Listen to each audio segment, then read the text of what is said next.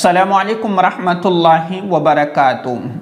آج میں آپ کو سجدے کے درمیان پڑھی جانے والی وہ دعا کہ جس کے پڑھنے کی برکت سے اللہ تبارک و تعالی ہمارے گناہوں کو معاف کر دے گا، اللہ تبارک و تعالی ہمیں صحت اور تندرستی عطا فرمائے گا۔ اللہ رب العزت اس دعا کے پڑھنے کی برکت سے اللہ تبارک و تعالی ہمارے رزق کے اندر اور مال کے اندر برکت عطا فرما دے گا۔ اور جو شخص اس دعا کو مسلسل اور کثرت سے دونوں سجدوں کے درمیان میں پڑھنے کی اپنی ایک عادت بنا لے گا، اللہ تبارک و تعالی اس کی ہر طرف سے حفاظت فرماویں گے، اللہ تبارک و تعالی اپنا رحم و کرم اس پر نازل فرماویں گے۔ آئیے کیا دعا ہے، اور اللہ کے رسول صلی اللہ علیہ وسلم اس دعا کو کثرت سے پڑھا کرتے تھے۔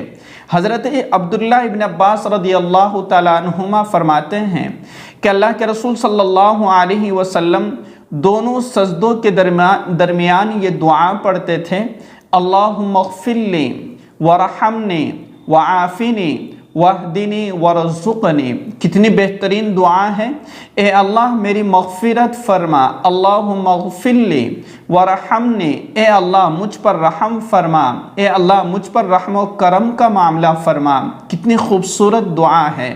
اسی طریقے سے وعافنی، اے اللہ مجھے عافیت عطا فرما۔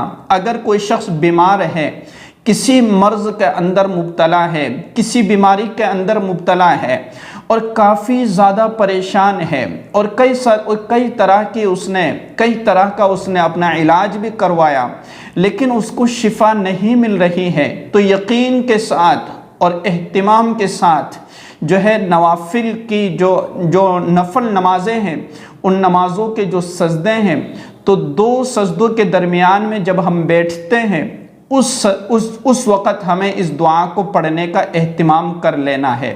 انشاءاللہ اللہ تبارک و تعالی آپ کی بیماری کو ختم کر دے گا۔ اور اسی طریقے سے واہدنی، اے اللہ مجھے ہدایت عطا فرما، اے اللہ مجھے سیدھے راستے پر چلا، اے اللہ مجھے گمراہی سے میری حفاظت فرما۔ اسی طریقے سے ورزقنی، اے اللہ مجھے رزق عطا فرما، اے اللہ میرے رزق کے اندر برکت عطا فرما، اے اللہ میرے مال کے اندر برکت عطا فرما۔ کتنی خوبصورت دعا ہے نا، تو اس دعا کو یاد کر لیجئے، اپنے بچوں کو بھی یاد کرائیے۔ اللہم اغفر لی ورحمنی وعافنی واہدنی ورزقنی۔ بالکل آسان ہے۔